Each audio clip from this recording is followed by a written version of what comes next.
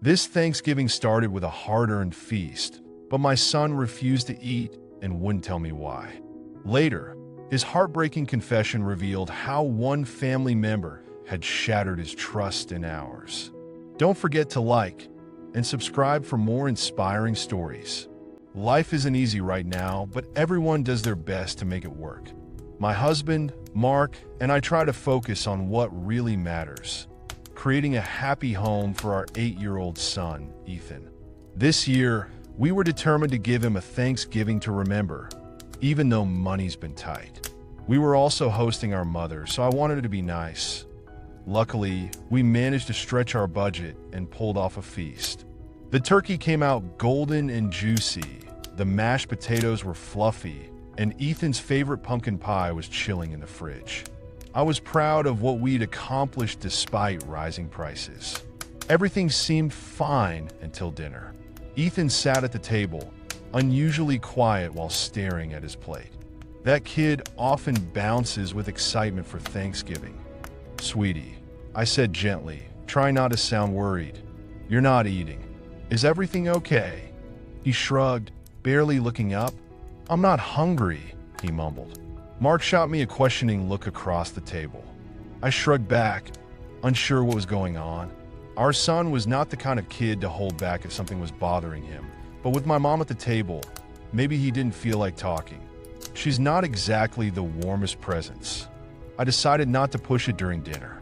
"All right," I said softly, giving his hand a little squeeze. "But let me know if that changes, okay?" Ethan nodded, but the look on his face stayed with me. Something was wrong. After dinner, my son skipped dessert. Skipped dessert. That's like the sun deciding not to rise. Meanwhile, my mom didn't notice or didn't care. She stayed for another hour, and for some reason, she nitpicked the meal we'd had tirelessly saved for and worked so hard to make. She complained about the fact that we made mac and cheese from a box, which is Ethan's favorite, or used to be, I guess. Apparently, we should have bought the good cheese and real macaroni from the store, considering Thanksgiving was such a special occasion. At one point, tears pricked my eyes because this had been such a sacrifice. I wanted to yell that between her and Ethan's strange attitude, Thanksgiving had been ruined, but I bit my tongue, nodding to appease her. When she finally left, I headed straight for my son's room. Mark followed, just as worried as I was. Ethan was curled up on his bed, hugging his pillow. "Sweetie," I said softly, sitting beside him. "What's wrong, honey? You've been so quiet today. You didn't eat your favorite mac and cheese, and you didn't want pumpkin pie." He looked at me with teary eyes. "Grandma told me the truth about you," he whispered. My stomach dropped. "What truth?" I asked, trying to keep my voice steady. He hesitated, then blurted out. "She said you and Dad are losers. She said we're poor, and that's why we can't have a real Thanksgiving." My body froze, but my eyes widened. I could almost hear the sound of my heart breaking into a million pieces, like a vase thrown deliberately at the wall. "When did your grandmother say these things?" I finally asked in a whisper. "Last week, when she picked me up from school," he replied as the tears wet his pillow. Mark knelt next to me, and I saw his jaw tightening. "Ethan," he said gently, "Grandma shouldn't have said that to you." Our son sniffled, and his small hands gripped the blanket tighter. "She also said Dad's lazy and doesn't make enough money, and that you're not good at taking care of me." I could barely breathe. Luckily, Mark was more composed. He started rubbing Ethan's back, speaking in a calm but firm voice. "Buddy, none of that is true. Your mom and I work hard to give you everything we can because we love you so much. But she said we're not a real family," our son continued, "because we don't have the stuff other people have." "Listen to me, sweetie," I said hoarsely. "Grandma is wrong. What makes a family real isn't money or stuff. It's love, and we have so much of that." Mark chimed in, nodding. "Listen, people can and will say hurtful things, even people we love. But your mother's right. What matters is how we treat each other. And I think we're the luckiest family in the world because we're together and healthy." "Really?" Ethan asked. "Yes," Mark and I said in unison, and then I continued. "Listen, baby, we're going to talk to Grandma, but she won't be picking you up anymore. We all need a break from her, I think." Ethan bit his lip for a second before his tiny smile emerged. "All good now?" Mark asked, tilting his head. Our son lifted his upper body slightly and looked at us expectantly. "Can I have some pumpkin pie now?" Mark and I released a relieved sigh.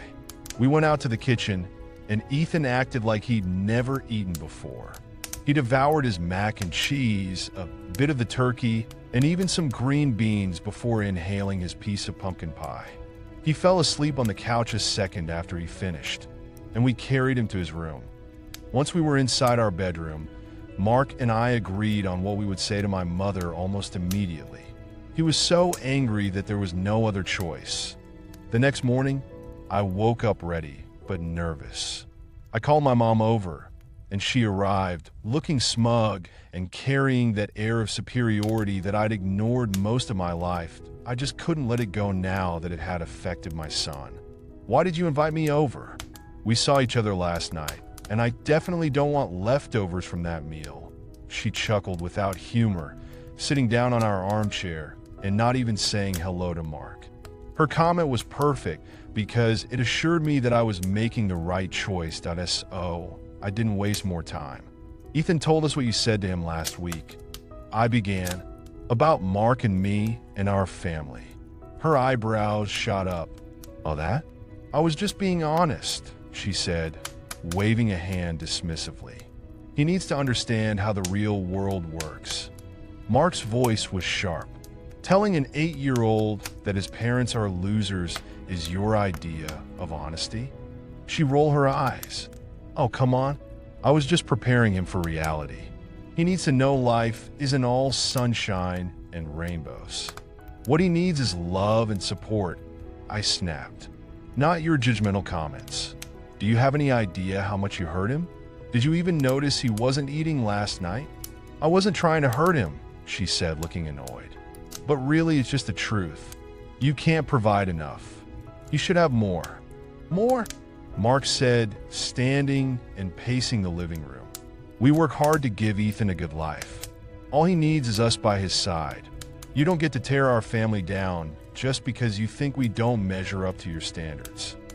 Mom's face turned red. "Things wouldn't be this way if Amma had listened," she retorted and turned her angry eyes to me.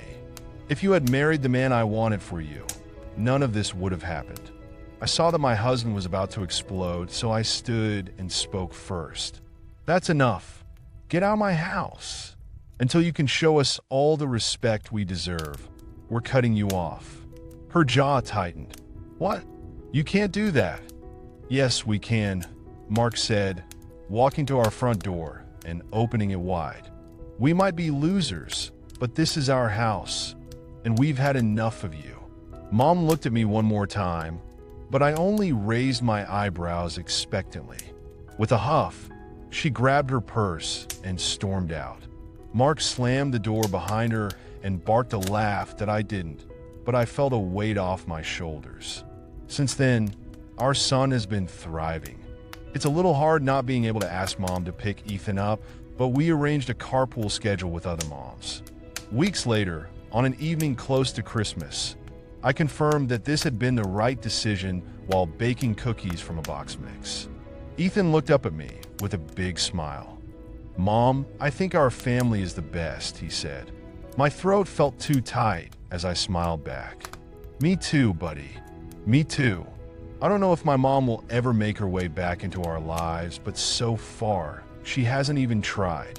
Her pride and toxicity don't allow her to see the big picture or what truly matters in life.